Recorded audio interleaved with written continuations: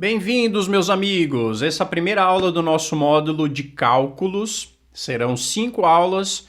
A gente vai começar hoje falando de soro, de manutenção de eletrólitos, depois vem sedação, drogas vasoativas, antibióticos e anticonvulsivantes. Então a gente vai fazer um apanhado geral dentro desse módulo, focando em cálculo, focando em remédio. É uma grande dificuldade que a maioria das pessoas tem, mas eu gostaria de compartilhar formas práticas de como a gente pode chegar nos cálculos corretos e, mais do que isso, passar uns macetes para vocês. Eu comecei com essa tabela aqui, é uma tabela bem resumida, bem objetiva, e a cada aula eu vou compartilhar com vocês essa tabelinha para vocês terem para consulta rápida, né? E aqui eu coloquei de um jeito bem prático, por exemplo, cálculo de VIG, que é a velocidade de infusão de glicose, o quanto a gente precisa manter de açúcar correndo o tempo todo na veia para entregar ali nas 24 horas para a criança não fazer hipoglicemia, necessidade de eletrólitos, eu coloquei o cálculo do peso com peso calórico, Holiday Seeger, já vou falar dele, coloquei também uma tabelinha já pronta, com alguns cálculos prontos pelo peso, né? Para você ter uma ideia de como montar um soro. E eu coloquei um soro mais completinho, já vou ensinar tudo isso para vocês. Agora a gente vai destrinchar um pouquinho dessa tabela. Espero ser bem objetivo nessa aula. E no final a gente volta para essa tabelinha só para orientar vocês como é que vocês vão usar no dia a dia essa tabelinha. Mas como é de costume, vamos começar com um caso clínico, para a gente entender como que a gente faz isso na prática. E eu queria começar com a neonatologia. Então, um RN masculino, parto vaginal, 36 semanas, grandão, né? Olha só, ele é prematuro e pesa 3.900, 52 centímetros, um bebê macrossômico. Apgar 8,10, a mãe, obviamente, teve diabetes gestacional no segundo trimestre de difícil controle. Por isso ele é macrossômico, né? Ele viveu naquele estado de hiperinsulinemia, pegando mais desse açúcar da mãe, dessa hiperglicemia, e aí fez a macrossomia. Após 1 hora de nascimento, geralmente esses grandões, especialmente por ser imaturo, né? Ele tem 36 semanas, então ele parece um bebê maduro, mas ele não é. E aí ele fez um destro de 38, então abaixo de 40, a gente já diagnostica a hipoglicemia hipoativa, a priori sem outros sintomas. A maioria dos bebês que faz hipoglicemia, eles não têm sintomas. Então, o único sintoma que ele tinha era hipoatividade, dificuldade de amamentar. E aí, antes da gente falar como é que a gente trataria esse negócio, eu gostaria de lembrar vocês, ou para quem não conhece ainda, essa regra já é antiga, né? É do Holiday Seeger, de um artigo de 1957. Ele instituiu padrões de como é que a gente deveria prover tanto a necessidade hídrica quanto eletrolítica e calórica das crianças, né? Então, é totalmente diferente uma criança que vai até 10 quilos de um adulto, por exemplo. Então, chega uma hora que a gente atinge um limite.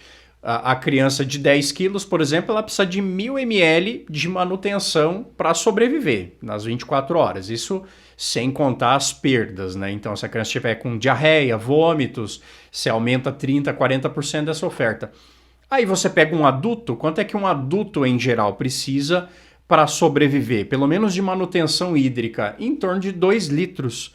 Então você vê que de 10 quilos para um cara de 80 quilos, você varia no máximo até 2 litros, 2 litros e meio.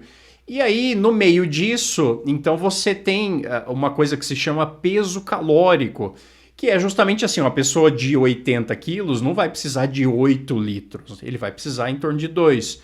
Então, como é que a gente faz esse cálculo? Então, o Holiday Seeger, ele estipulou o seguinte, até 10 quilos, a gente faz 100 ml por quilo, de 10 a 20 a gente começa dos 1.000, que é dos 10 quilos, e para cada quilo acima de 10, a gente acrescenta 50 ml por quilo, e acima de 20 quilos você começa de 1.500 e soma 20 ml para cada quilo acima de 20. Isso vale até 50 quilos. Então, de 0 a 50 é essa regrinha que a gente usa.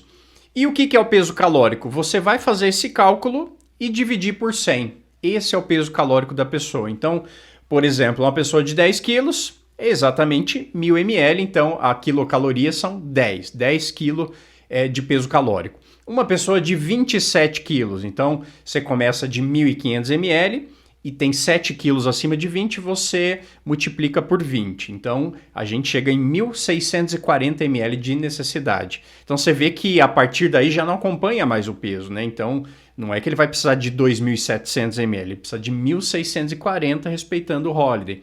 Aí a gente divide por 100 e chega no peso calórico. Então, o peso calórico de um cara de 27 quilos é 16,4 e não 27. E por que é tão importante a gente saber isso? Porque a gente calcula o soro com isso e a gente calcula os eletrólitos com esse peso calórico. Qual que é a única medida que a gente não usa peso calórico? É a VIG. Então, a velocidade de infusão de glicose a gente usa pelo peso mesmo da pessoa e não o peso calórico. Agora, todo o resto, cálculo de eletrólito, caloria e hidratação, peso calórico, por isso é tão importante saber isso. Voltando ao caso clínico, então aquele menino, filho de mãe diabética, que está hipoglicêmico, ele pesa 3.900. A necessidade hídrica do primeiro dia de vida, ela não é 100%, a gente não começa já com 100%, a gente estipula em torno de 70%. E a cada dia que passa, você acrescenta 10 ml em cima disso, ou 10% em cima disso. E aí a gente faz esse cálculo. Então, 70 ml por quilo para esse cara de 3.900, a gente chega nessa continha de 280 ml em 24 horas e a gente coloca um soro glicosado a 10%. Simples assim. Se você fizer essa conta, você automaticamente já está dando uma VIG, uma velocidade de infusão de glicose adequada para ele manter uma boa glicemia. Eu posso provar isso para vocês. Vamos fazer a conta, né? Então, quantos gramas de glicose eu estou entregando para esse cara com esses 280 ml? Aí eu ponho nessa fórmula. A fórmula é a VIG vezes o peso vezes 1,44. O que significa esse 1,44? A gente calcula a VIG em miligrama quilo minuto, quase como se fosse uma droga vasoativa. A diferença é que a droga vasoativa é em micrograma. E aí, o que significa isso? Eu estou entregando essa quantidade de miligramas por quilo nos minutos. Quantos minutos tem às 24 horas? 1.440. E por isso vem esse 1,44. E aí a gente divide por 1.000 para transformar as gramas em miligrama. Então, por isso existe essa constante. A gente põe esse cálculo. Então, nesse caso, se a gente vai usar 28 gramas para essa criança, que foi o que a gente estipulou dos 280 ml, por que 28 gramas? Porque eu uso soro glicosado a 10, então eu tenho 10 gramas em 100 ml. Em 28 gramas, 280. Aí eu jogo na fórmula, então 28 gramas, e aí que VIG que eu vou chegar com essa conta, usando o peso de 3.900 e 1,44. E você chega a uma VIG de 4,9, que está excelente. A VIG básica é essa daqui, a gente usa em torno de 4 a 6. Então, se a criança está com uma hipoglicemia resistente, uma hipoglicemia sintomática, você até pode usar valores maiores, mas em geral, você chegando nesse valor próximo de 5, está excelente. Então, pega um recém-nascido hipoglicêmico que não está sintomático, porque se ele está sintomático, ele tem tremores, ele apresenta uma crise convulsiva, você vai fazer um push de glicose, você faz um bolos de 2 ml por quilo do soro glicosado a 10. Mas se não, como é o caso clínico, basicamente você vai calcular no primeiro dia de vida 70 ml por quilo e vai correr isso em 24 horas. Não precisa de eletrólitos no começo, em geral a gente acrescenta os eletrólitos sódio, potássio, cálcio, magnésio, depois, lá pelo quarto, quinto dia de vida. Nos primeiros dias, em geral, não é necessário colocar eletrólito para recém-nascido. Então, esse é o primeiro macetinho, fácil de fazer, você não vai mais passar aperto com hipoglicemia em recém-nascido. Aí a gente se depara já com um lactente de 1 ano, que pesa 12 quilos e que está com quadro de diarreia e vômitos há 3 dias. Então, uma gastroenterite. E aí, eu queria falar rapidinho a respeito dessa história do soro isotônico, né? O soro isotônico, o que significa isso? A gente sempre usou a regra de Holiday-Seeger desde 1957. Qual que era a ideia do Holiday? Que você tinha uma necessidade de sódio nas 24 horas de 3 mEq por quilocaloria dia. Se a gente começa a calcular o soro isotônico, você vai ver que a oferta de sódio ela é muito maior do que isso. Ela chega em torno de 11 a 12 mEq por quilocaloria dia. Aí você fala, caramba, mas é uma diferença muito discrepante. Mas o que aconteceu ao longo desses últimos anos? Pelo menos uns 10 anos na pediatria, todo mundo passou a adotar o soro isotônico. O que significa isotônico? Você tenta manter o tônus do soro mantém a mesma concentração de sódio do sangue. Qual que é o normal? Quando você dosa o sódio no sangue da pessoa, qual que é o índice de referência?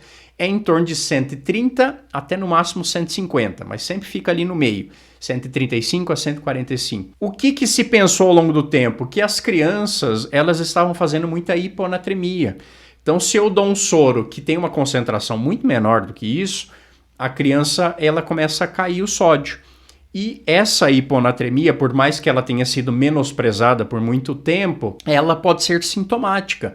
Então as crianças começavam a ter sintomas neurológicos, inclusive crise convulsiva. E aí se percebeu que essa hiponatremia, inclusive, aumentava a mortalidade das crianças. Então, ao longo do tempo, o pessoal falou, não, peraí, isso tem que mudar. E na clínica médica, por exemplo, no adulto, eles já fazem isso há muito tempo. Quando você vê um clínico montando um soro para um adulto, em geral eles fazem o quê? Eles colocam lá um soro fisiológico, eles colocam um ringer, eles colocam um isotônico. O soro fisiológico ele tem uma concentração ainda maior de sódio, né? 154 mEq para cada litro. E a gente adotou esse padrão de tentar manter em torno de 136 para deixar muito parecido com o sangue. E conforme você vai coletando os teus eletrólitos, você vê que o sódio ele fica mais estável. Qual que é a contraindicação do soro isotônico? Geralmente, crianças nefropatas, então muitas vezes justamente por essa diferença de carga de sódio, então no Holiday você está dando 3 e no isotônico você está dando 12, então é uma diferença de 4 vezes. Para algumas crianças isso pode ser ruim. Você pode fazer uma sobrecarga renal, fazer um pouco de hipervolemia e na criança cardiopata, eventualmente isso também pode ser maléfico. Então, bom senso, muitas vezes a gente pode até fazer esse soro também para essas crianças, mas sempre monitorando de perto o nível de sódio. A gente sempre coleta exame assim com maior frequência nas crianças graves, então pelo menos uma vez por dia, e você mudou o soro, fez uma reposição, você já coleta pelo menos 1 ou 2 horas depois para saber se está tudo indo bem com o teu soro. E aí eu quero ensinar essa fórmula padrão para vocês, para montar um soro assim básico, você só precisa saber isso daqui. Soro glicosado, sódio e potássio, está dando açúcar, sódio e potássio.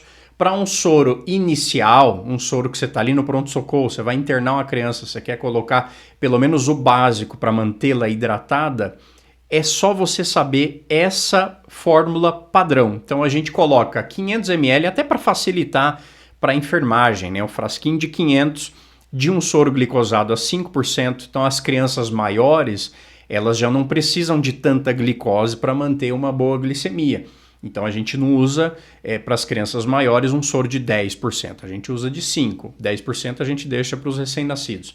Você coloca 500 ml, 20 ml de NaCl a 20% e 5 ml de KCl 19,1%. Você está dando com essa concentração 136 mEq de sódio por litro e 25 mEq de potássio por litro. E essa fórmula padrão, ela funciona muito bem. E eu vou mostrar para vocês depois na tabelinha que, dependendo do peso, basicamente o que você vai fazer é 24 horas, depois você aumenta para 12 em 12 e depois para 8 em 8, usando sempre esse soro padrão. Isso facilita a nossa vida bastante e é isso que a gente faz no nosso dia a dia também. Para esse menino que pesa 12 quilos, então a gente joga na fórmula do Holiday Sigart para lembrar daquela história do peso calórico. Então, lembra que até 10 quilos a gente faz 100 ml por quilo, como ele tem 2 quilos acima de 10, a gente multiplica por 50 e aí você divide esse valor, então a gente chegou em 1.100 ml de necessidade, você divide isso por 100, você chega no peso calórico de 11. Então ele pesa 12, mas o peso calórico é 11. Então a gente faz os cálculos de eletrólitos e cálculo hídrico por 11. E aí a gente acrescenta uma perda de 30% a 40% da diarreia dos vômitos. Por quê? Porque, na verdade, o Holiday é manutenção, é só o que o cara precisa para sobreviver, mas se ele está perdendo aquele volume a mais, então a gente precisa dar mais soro. Se eu fosse montar um soro para ele e ele não tivesse com diarreia e vômito, quanto que ele precisaria no dia? Em torno de 1.100 ml. Então, se eu colocasse o soro padrão de 12 em 12 horas, já ia ser suficiente. Aí você pensa, poxa, mas se eu colocar de 12 em 12 eu estou dando 1.000, eu não estou dando 1.100. Não tem problema. Pequenos ajustes a gente faz com soro fisiológico. Então isso é muito dinâmico, né? Essa fórmula de bolo, ela é para te dar uma base. Agora, você vai ver a demanda do paciente. Às vezes você faz um soro de manutenção e ele não é suficiente, o cara está desidratado. E aí como é que você repõe esse extra? Você dá soro fisiológico, você expande o paciente. Faz pelo menos 10 a 20 ml por quilo de soro fisiológico e aí você vai checando a diurese do paciente, você vai checando os eletrólitos. Então tem que ser uma coisa muito dinâmica, não pode ser só uma fórmula de bolo. Mas se você colocar, por exemplo, de 12 em 12, para manutenção estaria bom. Só que aí eu acrescentei 30% a 40%. Então, se a gente fizer esse cálculo, dá em torno de 1.500 ml. Então, você acrescenta, basicamente o que eu fiz, ao invés de 12 em 12, eu coloquei de 8 em 8. E aí você está dando um volume maior, mantendo aquela formulazinha padrão. E aí já resolve o teu problema, pelo menos inicial, e você vai monitorando esse paciente depois. Aí a gente vai para um cara um pouquinho maior. É um menino de 3 anos que pesa 20 quilos e que está em jejum para fazer uma postectomia. Então, um exame de rotina, você internou e aí você quer prescrever um soro para ele. A gente calcula o peso calórico, então 20, vamos lembrar qual que é a necessidade de Holiday de 20, é 1.500 ml. A gente divide isso por 100, chega no peso calórico de 15. Quanto que esse menino precisa? Então, montei de novo o soro padrão para ele e agora eu coloquei de 8 em 8. Então, você vê que é exatamente o mesmo volume que eu coloquei para a criança anterior, mas para esse menino, o que eu preciso é basicamente um soro de manutenção, porque ele vai ficar de jejum para ele não desidratar. Então, é para ele se manter vivo. Basicamente, é o mesmo soro do quadro clínico anterior. Então, não tem mistério. Se você mantiver essa fórmula padrão, você acerta na maioria das vezes. E aí eu já coloquei uma menina maior agora, uma menina de 12 anos, que pesa 50 quilos e que também está de jejum para uma apendicectomia. Aí a gente atinge o nosso limite. Esse 21 de peso calórico é o que a gente faz para os adultos também, por isso que eu coloquei os 50 quilos.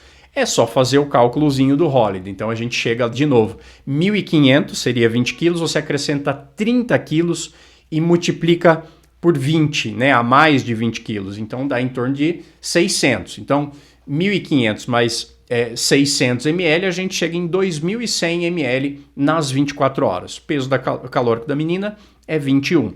E aí, basicamente, o que eu fiz foi, ao invés de deixar de 8 em 8, coloquei de 6 em 6 horas para dar um volume total de 2 litros. De novo, sobrou ali, faltou ali 100 ml. O que eu faço com esse 100 ml? Nada. Se precisar, você repõe em forma de soro fisiológico ou Ringer lactato e vai vendo a demanda do paciente. E a gente colocou os eletrólitos básicos porque a criança ela está de jejum para um procedimento. É um jejum que provavelmente é rápido. Agora, e se o jejum ficar prolongado? Então, eventualmente eu estou com mais tempo de jejum, a criança tem um quadro abdominal, não tolera dieta. A gente sabe que jejum prolongado não faz bem para as crianças, você aumenta o risco de translocação bacteriana. Então, quanto antes entrar uma oferta enteral, mesmo em pacientes intubados graves de UTI, a gente sempre tenta colocar um mínimo ali. Você passa uma sonda e dá uma oferta mínima, nem que seja em torno de 15% da oferta que ele precisa, só para começar a dar uma perfusão ali intestinal, para você começar a ter algum substrato. E é claro que a gente tem depois disso o recurso da NPP, ou NPT, como alguns chamam, nutrição parenteral. O que é essa nutrição parenteral? A gente, além de ofertar a parte hídrica e a parte eletrolítica, por isso eu já coloquei os eletrólitos mais importantes aqui, a gente também coloca outras coisas, tipo aminoácidos, então necessidade proteica. Afinal de contas, o jejum, a partir de 3, 4 dias de jejum, obviamente a criança já começa a perder uma massa muscular considerável, começa a perder proteína, começa a perder peso, e isso é muito ruim para a recuperação dessa criança depois. Então, tem os aminoácidos e tem os lipídios. Então, além disso, tem zinco, oligoelementos, tem várias coisas que a gente pode colocar numa nutrição parenteral, mas eu frisei os principais eletrólitos. Qual é o problema da NPP em muitos casos? Ela aumenta muitas vezes o risco de infecção. Então, se a criança não está com uma infecção controlada, ela tem um quadro grave, a gente muitas vezes segura um pouco a nutrição parenteral, porque, na verdade, ela vai acabar servindo de substrato para bactérias que estão circulando ali. Então, se você tem um risco de sepse, a bactéria encontra aquele lipídio, encontra aquele aminoácido, ela usa aquilo como energia para ela mesma crescer.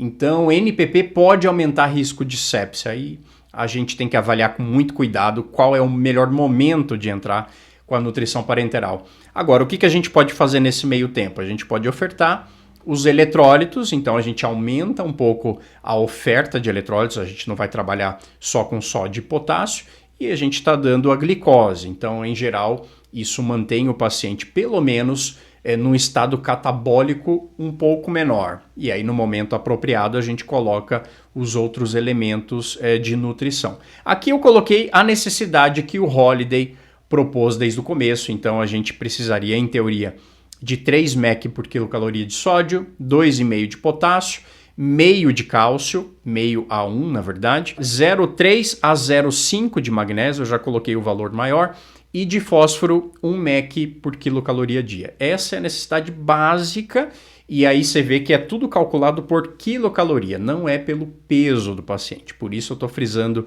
várias vezes a história da quilocaloria. Aqui eu coloquei só para fins de conhecimento, isso está naquela tabela que eu vou passar para vocês, como é que é a apresentação dos eletrólitos, né? Então eu tenho o NaCl a 20%, para cada ml eu tenho 3,4 mEq, potássio 2,5, gluconato de cálcio é 0,44, mas a gente arredonda para meio mEq por ml. Sulfato de magnésio a 10% tem 0,8. Tem lugar que não tem o 10%, tem o 50%. Aí o 50 é 2 mEq por ml, mas na maioria das vezes a gente usa o 10%. Aqui eu tenho o fosfato ácido de potássio. E para isso eu coloquei duas opções, para a gente ofertar o fósforo, né? E aí eu preciso falar uma coisa importante. Vocês vão ver que naquela tabelinha eu não coloquei o fósforo no soro de manutenção. Não é que não possa colocar, mas o fosfato ácido de potássio, que é o mais comum que a gente tem nos hospitais, se você colocar ele junto com cálcio, dependendo do nível de concentração, ele precipita. E aí é perigoso, você pode tanto perder o teu soro, quanto fazer risco de trombose ou risco de tromboflebite. Então, a gente evita de colocar fósforo junto com cálcio. Na NPP se coloca, mas sempre respeitando uma proporção, e na maioria das vezes se usa o glicerofosfato de sódio, que ele não precipita com cálcio. Então, eu coloquei as duas opções, só lembrando que quando a gente usa o fosfato de potássio, além dele dar o fósforo, então para cada ml ele dá 2 mEq de fósforo, ele também dá potássio. Então ele também dá 1 mEq de potássio. E a gente precisa levar isso em consideração porque você também está dando o KCl, né? Então se o paciente ele está já com potássio mais alto, você tem que calcular o quanto de fato ele precisa de potássio para as 24 horas e descontar aqui no KCl o que você vai usar no teu fosfato de potássio. Então, para aquela menina do caso clínico que está de jejum por uma apendicectomia, só que aí ela complicou. Então, ela fez um ilho paralítico, ela não está conseguindo se alimentar e nesse primeiro momento você optou por não entrar com a nutrição parenteral pelo risco de infecção. É uma apêndice supurativa, né? Então tem uma peritonite. Nesse caso, o que a gente faz? A gente tenta fazer um soro um pouco melhor, um soro um pouco mais turbinado, vamos dizer assim. Então eu montei aquele mesmo soro inicial, 525 de 6 em 6 horas, isso dá em torno de 2 litros por dia, e aí a gente acrescenta o cálcio e o magnésio. Só não coloquei o fósforo pelo risco de precipitação. Mas eu posso muito bem dosar esse fósforo no sangue e depois eu coloco ele à parte. Eu posso fazer uma correção de fósforo, já vou mostrar para vocês. Coloquei meio mEq pelo peso calórico, então você multiplica 21 por meio, e aí você divide essa oferta total de cálcio que ele vai precisar em 4. Afinal de contas, você está dando em 24 horas, não é os 500 ml, você está dando os 2 litros. Então a gente divide por 4, então você está fracionando esse soro e você divide pela apresentação do cálcio, que eu já mostrei, que é meio mEq por ml. E aí a gente chega nesse valor de 5. Fiz a mesma coisa com magnésio e aí eu cheguei no valor de 3. E aí a gente monta mais um soro padrão com cálcio e magnésio, que também é uma regrinha que você pode usar. Basicamente é a mesma continha que a gente fez antes de soro padrão, só que agora acrescentando o cálcio e magnésio. Então, montei esse soro para facilitar para vocês, para a gente não ficar colocando o númerozinho quebrado.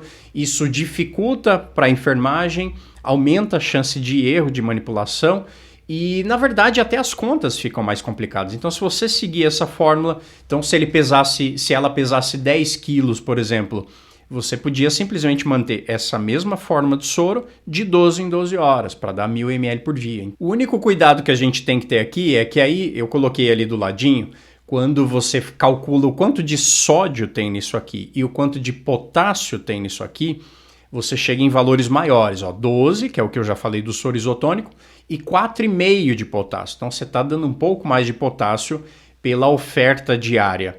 E você tem que ter cuidado com isso. Como é que você vai monitorar isso? É dosando eletrólitos. Então, pelo menos uma vez por dia você vai dosar, e quando você entra com soro, passou 2 ou 3 horas depois, é interessante você recoletar para saber o que está acontecendo. Se de repente o potássio sérico subiu demais, aí você faz ajustes, né? Você abaixa em torno de 20% do que você colocou, ou em alguns casos a gente até tira o eletrólito, monta o soro de novo sem o potássio, porque às vezes você tem repercussão de hipercalemia, então é um cuidado que a gente tem que ter a mais. Como eu não coloquei o fósforo naquele soro, eu só coloquei para vocês uma ideia de como eu faria essa reposição. Então eu doso o fósforo sérico, se ele vem abaixo do valor de referência, eu posso, uma vez por dia, por exemplo, fazer uma reposição de uma necessidade que o paciente precisaria ao longo do dia todo. Qual que é a necessidade do fósforo? Em torno de 1 mEq por quilocaloria. Então essa menina precisaria em torno de 21 nas 24 horas. Basicamente joguei na apresentação do fosfato de potássio e cheguei a essa continha de 10 ml. E aí eu diluo de um jeito em que eu respeito a infusão do potássio. É importante falar isso. Qual que é o máximo de concentração que eu posso ter de potássio numa veia para ela não fazer inflamação? É 40 mEq por litro. Eu respeito essa continha, então em 10 ml eu teria em torno de 10 mEq. Aí eu respeito a proporção para não ficar mais do que 40 mEq por litro. Então vocês viram que por isso que eu diluí em 250 ml. Você pode diluir mais se você quiser, uma criança grande, né? Você poderia colocar em 500 ml, você pode correr mais lento ainda, correr em 2 horas, não tem problema. Mas se você respeitar essa diluição e correr em 1 horinha, você já está repondo legal o teu fosfato, lembrando que você também está dando potássio. E aí você teria que descontar o potássio para não subir demais do teu soro de manutenção. E não é objetivo da aula, mas eu achei importante frisar como é que eu reporia também o potássio, uma infusão rápida, né? Uma correção rápida. Então, eventualmente, a criança está com uma diurese muito grande e ela começa a fazer hipocalemia. Mesmo você colocando o potássio numa quantidade legal no soro, como é que a gente faz essa correção de potássio? A gente corrige o potássio em meio mEq por quilocal por hora. Geralmente a gente faz correções ou de 2 horas ou de 4 horas, dependendo se ele perdeu muito potássio, né? Então, nesse caso, eu escolhi fazer em 2 horas, então eu estou dando ao todo 1 mEq por quilocaloria de potássio. E aí é basicamente jogar na apresentação do KCl 19,1, que é 2,5 por ml. Eu fiz essa continha, então eu calculei 21 mEq de potássio, que é o que ele precisa, que é o que eu vou correr em 2 horas. E aí 21 dividido por 2,5, eu chego nesse valor de 8. Aí eu fiz a diluição de novo de uma forma que eu respeite os 40 mEq por litro e aí eu corro em 2 horas. Então é muito simples, na verdade, quando você já sabe a teoria, quando você já entende a apresentação e a necessidade, a gente coloca nas continhas padrão para facilitar para vocês, mas na prática é importante que a gente saiba como funciona esses cálculos, né? Como é que a gente faz essas reposições. Então, não é um bicho de 7 cabeças. Tem gente que tem pavor dessas continhas, mas se você olhar com calma e pegar a tua calculadora e entender quanto que tem na ampola, você vai se virar bem. E para a gente fechar a nossa conversa, para não ficar muito comprido, eu coloquei por último a correção do cálcio também, porque às vezes acontece. Então, muitas vezes a gente faz o cálcio até em situações, por exemplo, de hipercalemia, que o paciente ele está ali com onda até apiculada, ele já está com repercussão eletrocardiográfica dessa hipercalemia. E também quando eu tenho um cálcio baixo, né? Eu faço uma hipocalcemia, como é que eu corrijo? É mais fácil ainda. O cálcio ele nem precisa ser tão diluído assim, geralmente a gente faz 1 para 1. E aqui, nesse caso, basicamente o que eu fiz foi dar 1 ml por quilo. Aí fica bem fácil, quilocalórico eu quero dizer, né? Então, se o peso calórico é 21 dessa menina, eu dei 20 ml para arredondar e isso dá meio Mac por ml. Então, na prática, eu estou dando em torno de meio, fazendo uma correção de meio Mac por quilocaloria.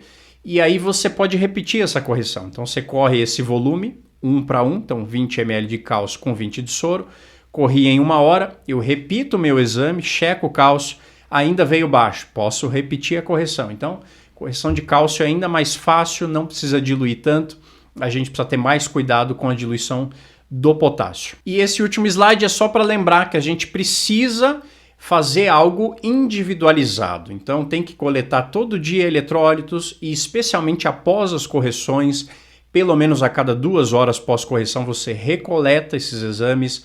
Você precisa checar diurese, pressão, ver se o cara está anasarcado, se ele está muito seco. Então são medidas que são importantes porque a gente não usa só fórmula de bolo, a gente precisa individualizar o soro. Infelizmente não é todo local que a gente vai ter velocidade no resultado dos exames, então para isso a gente monta essas fórmulas padrão, para a gente não passar aperto, mas o mais importante é isso, é você fazer algo para aquele paciente, não só de uma forma generalizada. E aqui, para a gente fechar, tá a tabelinha que eu vou compartilhar com vocês, uma tabela de consulta rápida. Ali em cima à esquerda tem o cálculo da VIG, que é essa fórmula padrão. Gramas de glicose é igual a VIG vezes o peso vezes 1,44. Outro dia alguém me perguntou, tá, mas como é que eu escolho essa VIG, né? Eu chuto qualquer valor? Em geral, a gente começa com uma VIG média, né? Então, se o padrão é de 4 a 6, você tenta chegar em torno de 5. Agora, se não está sendo suficiente, então o paciente passou 1, 2 horas, continua hipoglicêmico, o que você faz? Você aumenta a tua VIG. Então a gente vai ajustando conforme a necessidade. Em geral, a gente escolhe um valor entre 4 a 6 inicialmente. Coloquei a necessidade dos eletrólitos nas 24 horas, sódio, potássio, cálcio, magnésio e fósforo, que são os mais importantes. Ali em cima eu coloquei uma tabelinha só para você checar rapidamente quando você tiver em dúvida. Peso calórico, então coloquei vários pesos de 3 a 50 e você checa quanto é a quilocaloria, você vê que começa até 10 quilos é igual e acima disso começa a mudar. Para 15 quilos é 12,5, 20 quilos é 15, então o peso calórico ele vai encurtando enquanto o peso sobe. Aqui à esquerda embaixo a apresentação de todos os eletrólitos mais importantes para você consultar rapidamente. E aqui algumas ideias de soro pronta já. Então 3, 5, 10, 20 e acima de 45 quilos. Algumas ideias já com soro isotônico a 136 mEq por litro. E eu coloquei sódio, potássio, cálcio e magnésio. No dia a dia, você está no pronto-socorro, você quer montar só um soro com sódio e potássio, não tem problema, pelo menos o básico, o paciente fica bem ali por 24, 48 horas ou até 72 horas com esse soro, mas é claro, você monitorando de perto esses eletrólitos, o mais rápido possível que o paciente tolere você voltar com uma dieta, deixar que ele regule a própria hidratação e a própria oferta eletrolítica, tá bom? A próxima aula a gente vai falar sobre sedativos e analgesia, uma aula muito importante, não perca, eu também montei uma tabelinha para vocês, para a gente compartilhar um pouquinho de conhecimento prático sobre isso. Então, te vejo na próxima aula.